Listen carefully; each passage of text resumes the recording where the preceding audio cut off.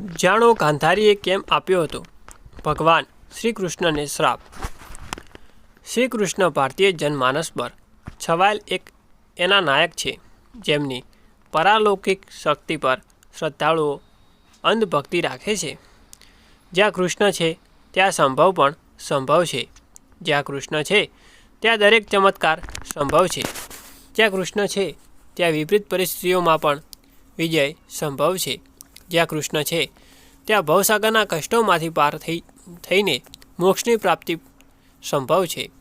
આવા જન મુક્તિદાતા સ્વયં ભગવાન વિષ્ણુના અવતાર શ્રી કૃષ્ણનું મૃત્યુ એક નહીં પરંતુ બે શ્રાપોના કારણે થયું સાંભળવામાં આ વાત વિચિત્ર લાગે છે, પરંતુ આજ સત્ય છે. આજે આ વિચિત્ર ઘટના વિશે જણાવીએ.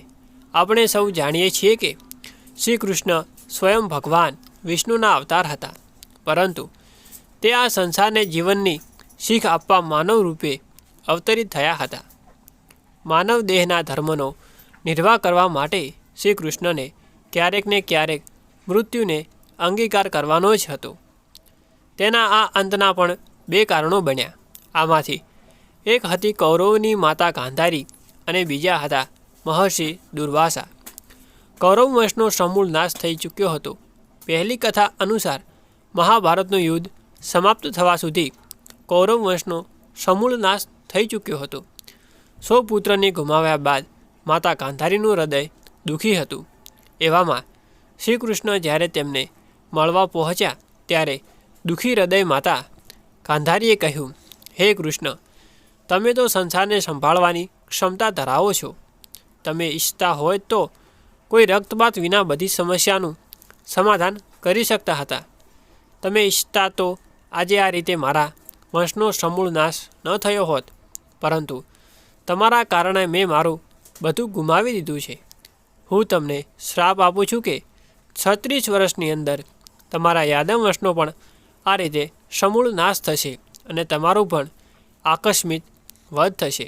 મહારાણી ગાંધારીના કંથન અનુસાર 36 વર્ષની અંદર જ પરસ્પર કલેશ દ્વેષના કારણે સમસ્ત યાદવ વંશ સમૂળ નષ્ટ થયો અને કૃષ્ણજી પણ અજાણતા તીરનો સ્વીકાર બન્યા. ઋષિ દુર્વાસા દિવ્ય શક્તિઓના સ્વામી હતા. બીજી કથામાં મહર્ષિ દુર્વાસાની ભૂમિકા આવે છે. ઋષિ દુર્વાસા બ્રહ્મજ્ઞાની હોવાના કારણે દિવ્ય શક્તિઓના સ્વામી હતા. તેમને ખબર હતી કે કૃષ્ણની કુંડળીમાં ઘાત છે. પોતાના પરમપ્રિય દેવની રક્ષા માટે ઋષિએ શ્રી કૃષ્ણ માટે દિવ્ય ખીર બનાવી અને કહ્યું કે તે પોતાના સમસ્ત દેહ પર આ ખીર લગાવી દે. શરીરનો એક પણ ભાગ રહી ન જાય. આ ખીરના પ્રભાવથી તે અમર થઈ જશે. શ્રી કૃષ્ણ પોતાના આખા દેહમાં ખીર લગાવી દીધી, પરંતુ પગના તળિયાને છોડી દીધા. આ જોઈને મહર્ષિ દુઃખી અને ક્રોધિત થઈ ગયા અને બોલ્યા, હે કૃષ્ણ, આ શું કર્યું? મારા સમસ્ત પ્રયાસોનો વ્યર્થ કરી દીધા. હું જાણું છું કે હવે આ જ કાર્ય તમારા અંતનું કારણ બનશે. તમારા પ્રાણ તમારા તળિયા પર પ્રહારથી જ મુક્ત થશે.